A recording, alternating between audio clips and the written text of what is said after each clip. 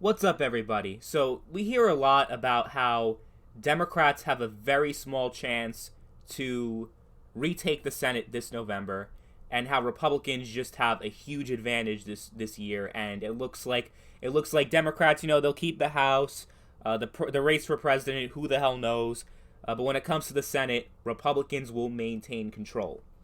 And in this video, we're going to talk about why Democrats have a real chance to secure the Senate. Now, this isn't me predicting what's actually going to happen, but we're just going to break down how the race looks right now and why Democrats actually have a real shot at retaking the Senate this November and Chuck Schumer becoming the new majority leader.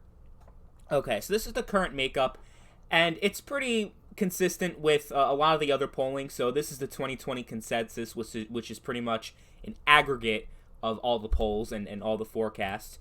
You can see Sabato has Republicans 51, Democrats 47, and then you have these two states that is anyone's call.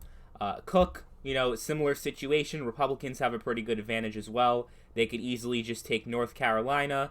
They don't even need to take any of these states. Democrats can win all of these states, and then Vice President Mike Pence can be the tiebreaker, and Republicans will technically have a majority, assuming Trump wins re-election.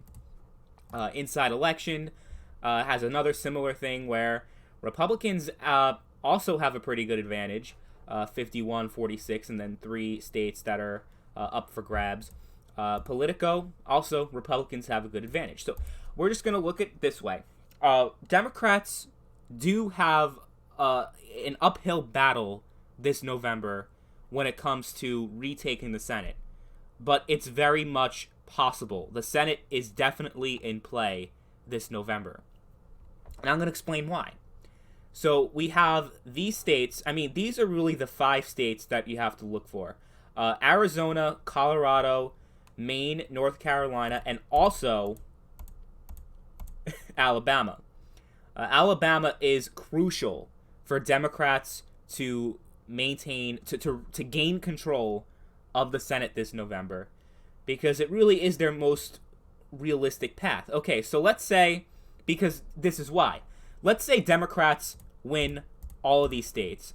They win Arizona, they win Colorado, they win the state of Maine, and they win North Carolina. It's still 50-49. So Republicans can win Alabama, and again, Vice President Pence, if he is the vice president, can still break the tie. Now, again, you could say, well, we could still lose Alabama. Democrats could still lose Alabama, and as long as they win the White House, it'll be fine, right? If the Democrats win the White House, and this is the current makeup, you'll still have a narrow majority in the Senate. And this is true, but that's really going to be an uphill battle, because not only do you have to fight so hard in these states, in Maine, in Colorado, in Arizona, and Alabama, which is going to be an uphill battle, but they're still going to try, obviously. And North Carolina is also going to be very, very, very tough for them. You need Alabama, really, to have the best chance. So, really, for Democrats to win, they need to win Arizona, they need to win Colorado, they need to win Maine, they need to win North Carolina, but they also, just as importantly, need to take Alabama to have a 51-49 majority. And this is really the most realistic chance that Democrats have in controlling the Senate when we get to January, right? This seems like the best chance, because, I mean, you look at all these other states, it doesn't seem like Montana can really flip, Iowa, but there's also a chance that Michigan can flip as well. I mean, who knows, because this is going to be, the last Senate election with John James. He's gained a lot of name recognition because of his last race. Trump is on the ballot this year, so if Trump wins Michigan, there's a decent chance that Michigan can flip red, and at that point, I mean, the Senate race is over. There's Democrats will have no path.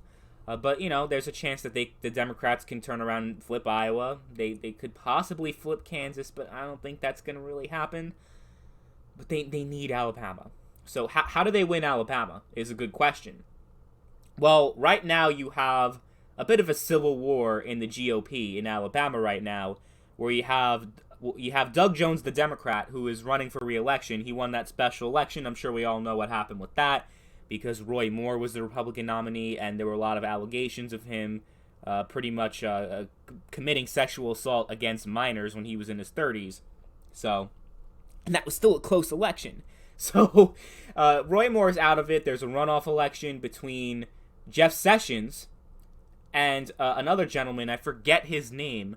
But Trump went ahead and endorsed Jeff Sessions' opponent over Jeff Sessions. And Trump really doesn't like Jeff Sessions. So, he might... Hey, if Jeff Sessions gets the Republican nomination, Trump is going to probably suck it up and endorse him, because it's very important in order to keep control of the Senate, to have Alabama. But there's a good chance that the rift between the Republicans in Alabama can be enough for Doug Jones to come out alive. It's going to be an uphill battle. He voted to convict. Trump is very popular in Alabama compared to most other states in the union. So it's going to be a tough sell. But it's possible that he wins. I mean, the last election was crazy, so in Alabama. So this could be just as crazy, perhaps. In Arizona, it's a tough race with Kelly, who is the husband of Giffords, who was shot, and her story is pretty remarkable. And but Martha McSally is the incumbent Republican in the Senate. Remember, Martha McSally, she lost against Kyrsten Sinema, but was nominated to fill John McCain's spot by the governor because John McCain passed away and his seat was vacant. So yeah, the fact that she lost the last election, and Kelly is pretty popular, Giffords is pretty popular in Arizona. Maybe gun control is going to be a tough sell for people in Arizona, especially the rural parts of the state. But there's still a good chance that they win Arizona. Colorado, Cory Gardner is very unpopular, or is fairly unpopular in his home state. This is a state that Hillary Clinton won, and it's becoming more and more blue as time goes on, the state of Colorado. So the chances of Cory Gardner winning re-election are actually quite slim. It looks like the Democrats have a good chance of flipping Colorado, and then Maine, it's the same deal. Susan Collins is very unpopular in her home state. It's another state that Hillary won, although it was by a fairly small margin, but still, Hillary Clinton won. And Susan Collins has stayed alive in Maine because she's advertised herself as this moderate Republican that, is willing to go against her own party when she feels that it is the right thing to do. But when a lot of people didn't like what she did with Kavanaugh, also impeachment is another thing that might go against her, because this is a blue state. She didn't vote to convict, so there looks like at least a good chance for Colorado and Maine. But if Republicans take Arizona and they keep and they also take Alabama, you got a majority. So it's going to be an uphill battle.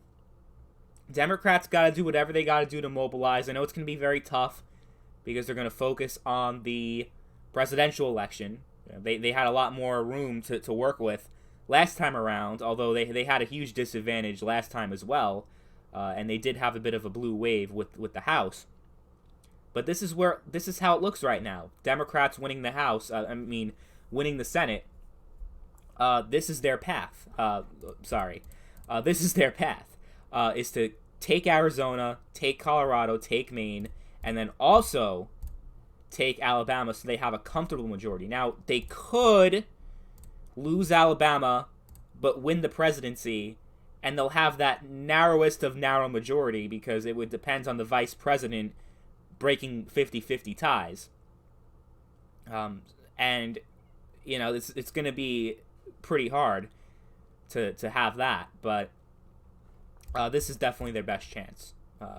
As far as other states go, it doesn't look very good for them. I mean, they're fairly competitive, but Montana's probably going to stay. Brad, the Republican senator over there is very popular. Kansas, Iowa.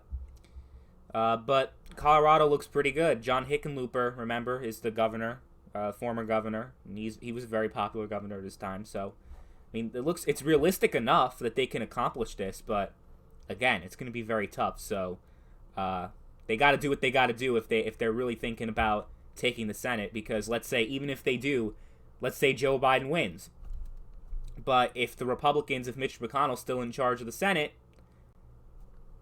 it's going to be tough. Ask Obama how tough it was to work with a Republican majority Senate. So that's where it stands right now.